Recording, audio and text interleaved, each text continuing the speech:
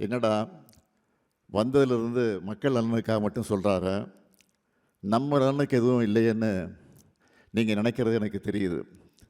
மக்களை காக்கிற உங்களுக்காக ஏராளமான திட்டங்களை செயல்படுத்திக்கிட்டு இருக்கோம்.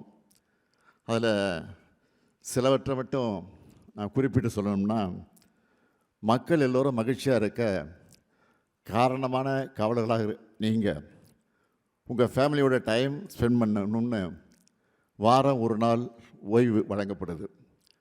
காவலர்களுக்கு வழங்கப்படும் காப்பீட்டுத் தொகை 2 மடங்காக வழங்கப்பட்டு வருது.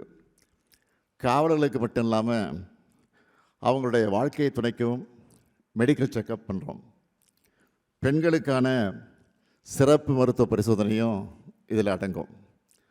+2 அதில் அதிக மதிப்பெண் எடுக்கக்கூடிய நம்ம டிபார்ட்மெண்ட்டில் வேலை பார்க்குறவங்களோட குழந்தைகளுக்கு மேற்படிப்புகளுக்காக கல்வி உதவித்தொகையாக தலா 30,000 ரூபாய் வழங்கப்பட்டு வருது.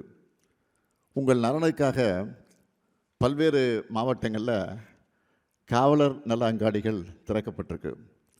சமீபத்தில் கூட தென்காசி, ராணிப்பேட்டை, செங்கற்பட்டு, மயிலாடுதுறை ஆகிய புதிய மாவட்டங்களில் திறந்து வச்சுருக்கிறோம்.